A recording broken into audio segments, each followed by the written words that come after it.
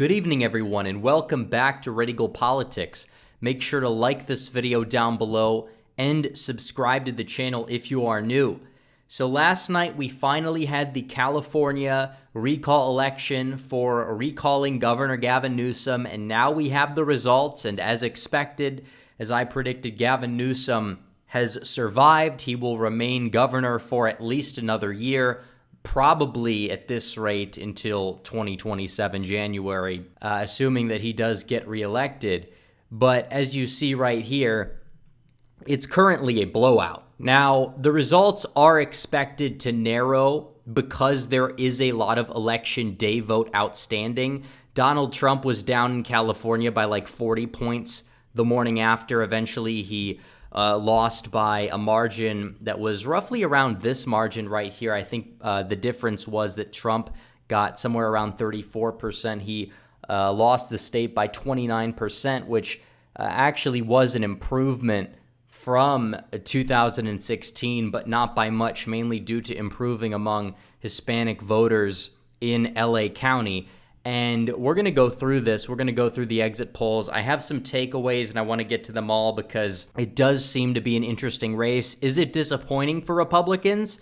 Yes, although this was expected, but that does tie into the first takeaway because there was a time a month or two ago where Republicans genuinely did have a shot to make this thing close within single digits, but Larry Elder's entrance to the race, and by the way, I like Larry Elder. I think he would be a good governor of California, but he undoubtedly polarized this election. And it might be a hard pill to swallow, but it's true. You're running somebody who is essentially running a campaign the same way that Donald Trump would on pretty much all of these same issues, and it was fairly easy for Democrats to say California has their own Trump.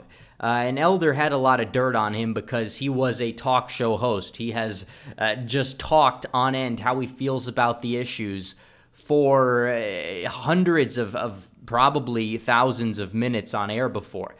And the deal with that is, I think that that's great. I think it makes him real, in my opinion. But there were a lot of quotes they could use and take from that and use against him.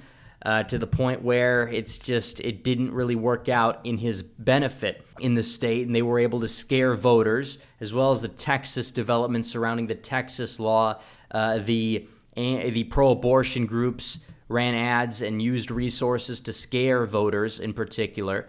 And the fact that the race was getting close made Newsom care about this. He was out there campaigning time and time again. He called in all of his acolytes, all of his celebrities, and party leaders to go campaign for him. And there really wasn't the same thing for not just Larry Elder, but the recall effort as a whole. So Elder was a polarizing candidate. He did get the most votes by far in the replacement election. I think the only county he lost was San Francisco County. And even then, I think he still is going to pull ahead of Democrat Kevin Paffrith once all of the election day votes are counted. So already we can see this here.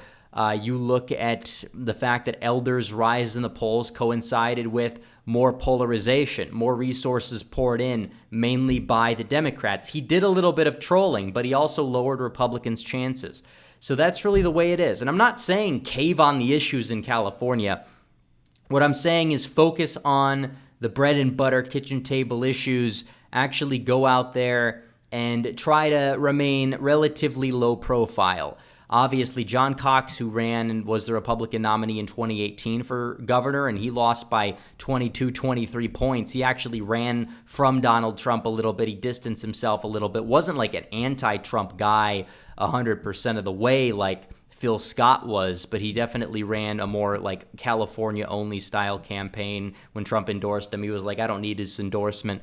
And you could look throughout this, and you could see the fact that these other down-ballot Republicans, even Kevin Kiley is a fairly conservative individual, but he was not nearly as polarizing. And then you have Kevin Faulconer, who is one of those Rockefeller-type Republicans. But honestly, if Faulconer gets the GOP nomination in 2022, I think he will outperform the yes vote next fall against Gavin Newsom. And we will look for that, and we will see what happens, because this is a test run for 2022. And even so, Republicans outperformed 2016 in the state. They are likely to outperform 2018 when all the votes are counted. My prediction seemingly could easily come true, given the fact that even on the county level, Riverside and San Bernardino, they still got a lot of votes to count out there, as well as I believe it's up in Merced County. Merced County is going to flip most likely, to the point where you can see that it seems like pretty much all of my county predictions will end up being correct. I think one or two might not be, depending on Orange. There were reports saying that a lot of the Orange vote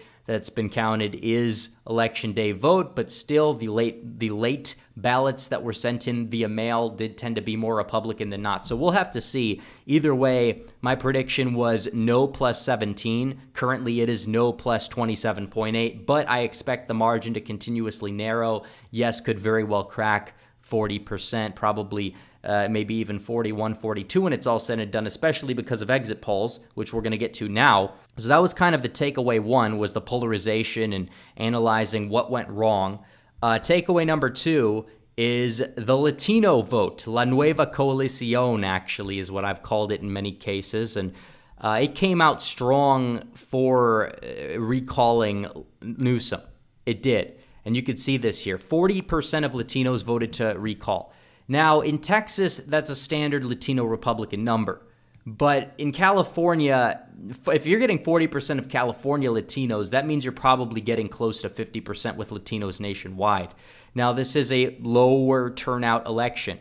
Latinos were not that large of a share of the electorate as they possibly could be in California. That is true. However, 40% of Latinos voting to recall and 41% of whites voting to recall. That is interesting. That is racial unity. And it's not, I'm not saying that as like it's that much of a good thing, because as you can see here, Latinos and whites voting for 40%, that still means that Newsom stays in there. But it's interesting to see this, that Latinos, yes, there are a lot of Latino voters, and to a lesser extent, a much lesser extent, black voters who are not fond of the mandates, who are not fond of the restrictions, etc., regarding the virus. And you could see this here. And that's what this was about. And you saw massive Latino shifts. And you could look at the map here. LA County in the exit polls here. LA County, I believe that they had LA County as 70-30, which I think it might even be narrower than that. There's still 19% of the vote left. A lot of election day vote is supposedly in that as well. So yes, we'll likely crack 30, which is huge because Donald Trump improved there. He didn't get 30, but you see this here. Imperial County, a lot of election day vote outstanding. This is a fairly rural county that's 80% Latino. It voted vastly to the right of where it did in 2016 and 2020. Right now, the early vote has it roughly identical to where it was in the 2020 election, to the point where you could even maybe see this one get in the mid-40s for yes. So Latinos did come out pretty strong, even in places like Fresno, flipping Fresno County, as I expected. San Bernardino and Riverside got closer, but this is going to be something to analyze, the Latino trends, because even there was a trend map on Twitter in Orange County. It showed that the precincts so far that are all in that moved to the right in Orange County, mainly Latino precincts compared to 2020. So the Latino trend seems to be continuing this year. I don't see why that is something that is a negative. I don't believe that Republicans should pander, and especially do not cave on the issue of immigration, because a lot of Latinos, they like the tighter labor market, and even the Trump COVID moratorium actually in many polls had a higher approval among Latino voters than it actually did white voters. So do keep that in mind. It does seem as if the lines were blurred between white and Latino voters, and that really takes us to number three. Takeaway number three is that there are two white Americas here. White voters without a college degree voted to recall Newsom, but only did so by 10 points. White voters with a college degree voted 40 points in favor of keeping Newsom in place. The indoctrination is insane. And white college-educated voters in this state were one of the reasons why the state voted so heavily for Reagan in 80 and 84 and Bush in 1988. Even in 2004, they voted for Bush. That's why the state was a likely margin in 2004. But what you're seeing is a rapid shift to the left among white voters with a college degree, and you see this even in California. Yes, exit polls are exit polls. It doesn't mean they're definitive, but you look at the precinct level, you look at the margins in places like some of the northwestern suburbs of Los Angeles, you look at the Bay Area, it's insane.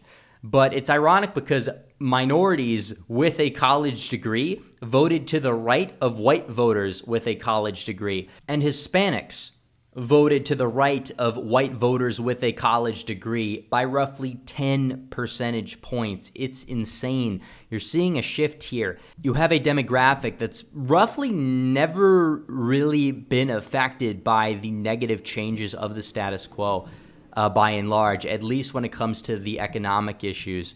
And I think that that is one of the reasons why white voters with a college degree, as the Democrat becomes the establishmentarian party, I think that that's why they're shifting. And there are two white Americas. You have the traditional white America, and there are some white voters with a college degree who do fit into this categorization. Obviously, they are culturally conservative, but you have so many culturally liberal white college-educated voters, and you really don't see that in the white working class. You don't really see that in rural areas, but you see it in these urban areas, and that's rising significantly in the meantime. And that's become problematic for Republicans in many cases just as much as immigration has when it comes to altering the electorate in a good deal of these swing states. So that's part of it, obviously. And immigration is also, and you could even argue, has led to a rise in white voters with a college degree voting to the left, because immigration specifically, even though it's screwed over the white working class and their wages, it's increased the profit margins for the mega corporations, for big tech. And that's kind of how immigration, even if the immigrants themselves are not enough of the electorate share to move the state left, the changes, the economic changes due to mass immigration have even moved whites left in a way in some of these places, which is really interesting to see. So beyond that point, I wanted to talk about the mandate.